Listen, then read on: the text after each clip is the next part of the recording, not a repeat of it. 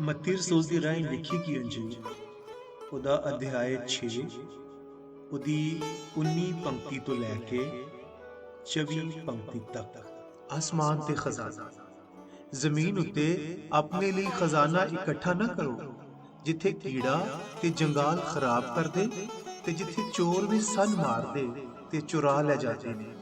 ਪਰ ਅਸਮਾਨ ਉੱਤੇ ਆਪਣੇ ਲਈ ਖਜ਼ਾਨਾ ਇਕੱਠਾ ਕਰੋ, ਜਿੱਥੇ ਨਾ ਕੀੜਾ ਨਾ ਜੰਗਾਲ ਖਰਾਬ ਕਰਦਾ ਏ ਤੇ ਜਿੱਥੇ ਚੋਰ ਨਾ ਸੰਨ ਮਾਰਦੇ ਤੇ ਨਾ ਚੁਰਾ ਲੈ ਜਾਂਦੇ। ਕਿਉਂ ਜੋ ਜਿੱਥੇ ਤੇਰਾ ਖਜ਼ਾਨਾ ਏ ਉੱਥੇ ਹੀ ਤੇਰਾ ਦਿਲ ਵੀ ਹੋਏਗਾ। ਬਦਨ ਦਾ ਦੀਵਾ।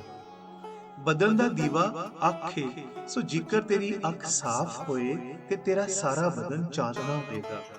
ਪਰ ਜੇਕਰ ਤੇਰੀ ਅੱਖ ਬੁਰੀ ਹੋਏ ਤੇ ਤੇਰਾ ਸਾਰਾ ਬਦਨ ਹਨੇਰਾ ਹੋਏਗਾ। ਸੋ ਜੇ ਤੇਰਾ ਅੰਦਰ ਦਾ ਚਾਨਣ ਹਨੇਰਾ ਹੋਏ ਤੇ ਕਿੱਡਾ ਵੱਡਾ ਹਨੇਰਾ ਹੋਇਆ।